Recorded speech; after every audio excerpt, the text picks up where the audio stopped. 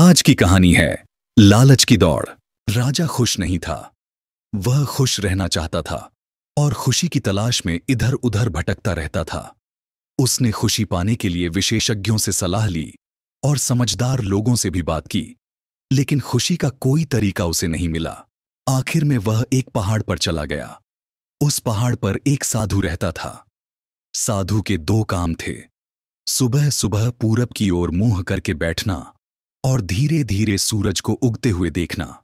इसके बाद वह जंगल में चला जाता था। पूरा दिन जंगल में बिता देता था। जब भूख लगती थी तो पेड़ों से फल तोड़कर खा लेता था। जब प्यास लगती तो वह नदियों, झरनों और आबशारों का पानी पी लेता। साधु के पास रहने के लिए एक छोटी सी झोपड़ी थी। वह रात को उसी झोपड़ी में लौट आता था। सर्दियों के लिए उसके पास 2 कंबल थे। गर्मियों के लिए खुला आसमान और ठंडी जमीन थी। कपड़ों की जरूरत गांव के लोग पूरी कर देते थे। साधु के पास इसके अलावा कुछ नहीं था, लेकिन फिर भी वह खुश था। राजा ने इस खुशी का राज जानने के लिए साधु के पास पहुंचने का फैसला किया। साधु ने राजा की बात सुनी, एक चादर ओढ़ी, लकड़ी की खड़ाऊं पहनी और राजा से कहा, राजा साहब, मैं आपके सवाल का जवाब आपके दरबार में जाकर दूंगा। राजा ने साधु को घोड़े पर बैठाया और राजधानी ले आया। साधु ने राजा से कहा, अब किसी जरूरतमंद को बुलाइए। राजा ने अर्जियों की टोकरी से एक पत्र निकाला। वह पत्र मंत्री को दिया और जरूरतमंद को बुलाने का आदेश दे दिया। जरूरतमंद को दरबार में बुलाया गया। साधु ने राजा के कान में धीरे से कहा, आप आदेश दीजिए कि यह जरूरतमंद दौड़े। मेरी सल्तनत में जितनी जमीन यह सूरज डूबने तक घेर लेगा, वह इसकी हो जाएगी। राजा ने जरूरतमंद को आदेश दे दिया। आदेश मिलते ही राजा, साधु और दरबारी महल के सामने कुर्सियों पर बैठ गए। जरूरतमंद को एक जगह खड़ा किया गया। राजा ने रूमाल हिलाया और जरूरतमंद ने दौड़ना शुरू कर दिया। जरूरतमंद ने अपनी दौड़ को 2 हिस्सों में बांटा, सुबह से दोपहर तक आगे दौड़ना और दोपहर से सूरज डूबने तक वापसी करना। जरूरतमंद ने सोचा, इस तरह मैं बहुत सारी जमीन घेर लूंगा।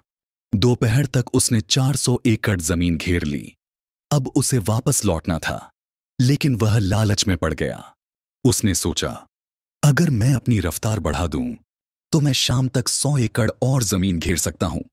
फिर मैं उसी रफ्तार से वापस दौड़ूंगा और सूर्यास्त से पहले लौट आऊंगा।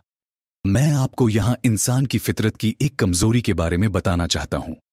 इंसान लालची होता है और लालच में कई खामियां होती हैं, लेकिन उसकी सबसे बड़ी कमजोरी उसके दिमाग से जुड़ी होती है। अल्लाह ने इंसान को अंदाजा लगाने और गणना करने की क्षमता दी है। जब भी हम कोई चीज देखते हैं, हमारा दिमाग तुरंत उसका अंदाजा लगाता है और हम उसी गणना के आधार पर फैसले करते हैं। लेकिन जब हम लालच में आते हैं तो हमारा दिमाग एक अजीब तरह का केमिकल पैदा करता है। यह केमिकल हमारी गणना और समझने की क्षमता को कमजोर कर देता है और हम गलत फैसले करने लगते हैं। अगर आप उन लोगों की कहानियां सुने जिनकी पूरी जिंदगी की कमाई धोखेबाजों ने लूट ली, तो आप भी कहेंगे, तुम पढ़े लिखे और समझदार इंसान हो, तुमने अंदाजा क्यों नहीं लगाया कि यह धोखा हो सकता है? वह व्यक्ति जवाब देगा, जनाब, वह जादूगर था। उसने मेरी अक्ल पर पर्दा डाल दिया था। यकीन मानिए, यही जादू है जो लालच पैदा करता है और हमारी अक्ल को बंद कर देता है। धोखेबाज कोई जादूगर नहीं था। असली जादूगर तो लालच था, और लालच से पैदा होने वाला वह केमिकल था जिसने इंसान की समझदारी छीन ली और एक समझदार व्यक्ति को बेवकूफ बना दिया। अब मैं उस आदमी की कहानी पर वापस आता हूं जो जमीन घेरने के लालच में दौड़ रहा था। लालच ने उसकी अक्ल पर पर्दा डाल दिया था। उसकी गणना भी गलत हो गई थी।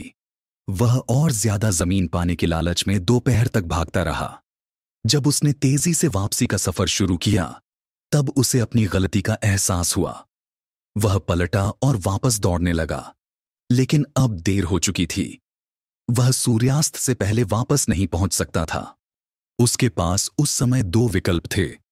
पहला, हार मानकर दौड़ना बंद कर दे और चुपचाप घर लौट जाए। दूसरा, जीतने के लिए अपनी पूरी ताकत झोंक दे। उसने दूसरा विकल्प चुना। अब मैं आपको इंसान की एक और कमजोरी के बारे में बताता हूं। सफलता में सबसे पहले नंबर पर मेहनत नहीं आती। मेहनत हमेशा तीसरे नंबर पर होती है। पहला नंबर योजना, प्लानिंग का होता है और दूसरा नंबर योग्यता, काबिलियत का। अगर आपकी योजना गलत है तो मेहनत करने का कोई फायदा नहीं। अगर आप पहाड़ पर खजूर लगाना चाहते हैं या रेगिस्तान में चावल उगाना चाहते हैं तो चाहे आप कितनी भी मेहनत कर लें, आपकी सफलता की संभावना बहुत कम होगी।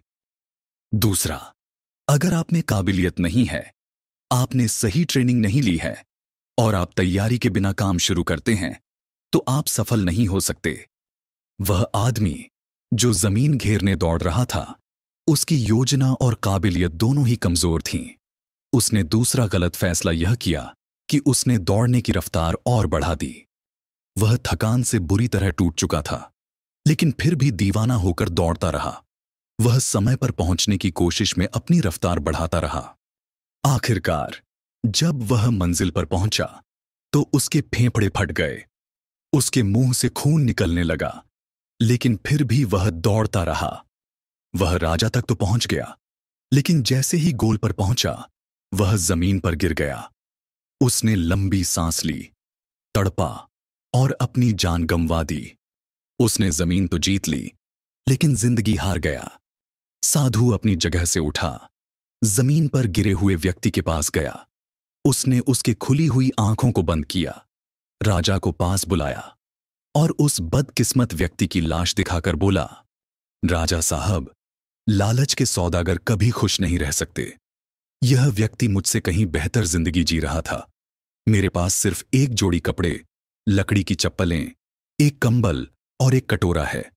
मैं शहर से दूर पहाड़ पर रहता हूं, फल खाता हूं और नदियों का पानी पीता हूं, फिर भी खुश हूं।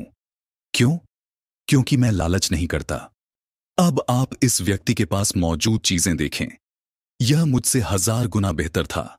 इसके पास घर भी होगा, परिवार भी, कपड़े भी, गाड़ी भी, खाने पीने का सामान भी और अच्छी जायदाद भी, लेकिन फिर भी यह जमीन पर गिरकर मर गया। क्यों? क्योंकि यह अपने अंदर के लालची इंसान को काबू में नहीं रख सका। यह पागलों की तरह इच्छाओं के पीछे भागता रहा, कभी किसी से मदद मांगता, कभी आपसे गुहार लगाता। किस्मत ने भी इसका साथ दिया, इसकी लॉटरी लग गई और आपने इसे जमीन घेरने की इजाजत दे दी। यह आदमी भागता रहा, लेकिन उसका लालच भी उसके साथ दौड़ता रहा। अगर यह समझदार होता, अगर बीच में ही संतोष कर लेता, रुक जाता और जो मिल गया था उसी में खुश हो जाता, तो यह उसके लिए काफी था। लेकिन यह लालच के घोड़े से नहीं उतरा। यह भागता रहा, यहां तक कि लालच ने उसकी जान ले ली। साधु ने लंबी सांस ली और कहा, राजा साहब, लालच और धन दोनों सुइयां हैं, ये एक साथ नहीं रह सकती। अगर आप खुश रहना चाहते हैं तो आपको लालच को छोड़ना होगा। खुशियां अपने आप आपके घर आ जाएंगी। लेकिन अगर आप लालच के घोड़े पर बैठकर खुशी की तलाश में भागते रहेंगे तो आपका अंजाम भी इस आदमी जैसा होगा। आप भी एक उदाहरण बन जाएंगे। राजा की आंखों में आंसू आ गए। उसने साधु से पूछा, जनाब, राजा होना तो लालच का दलदल है। अब बताइए, हम राजा होकर खुद को लालच से कैसे बचा सकते हैं? साधु ने जोर से हंसी लगाई और कहा, अधिकार बढ़ाना ही राजाओं का लालच होता है। जो राजा ज्यादा से ज्यादा ताकत और अधिकार पाने की कोशिश करता है, उसमें और इस जमीन पर गिरे आदमी में कोई फर्क नहीं होता। अगर आप खुश रहना चाहते हैं तो अधिकार जमा करने के बजाय उन्हें बांटना शुरू कर दीजिए। आपको खुशी जरूर मिलेगी। हमारी कहानियां सुनने के लिए आपका धन्यवाद। हमें उम्मीद है कि आपको यह कहानी पसंद आई होगी। हमारे चैनल को लाइक और सब्सक्राइब करना न भूलें।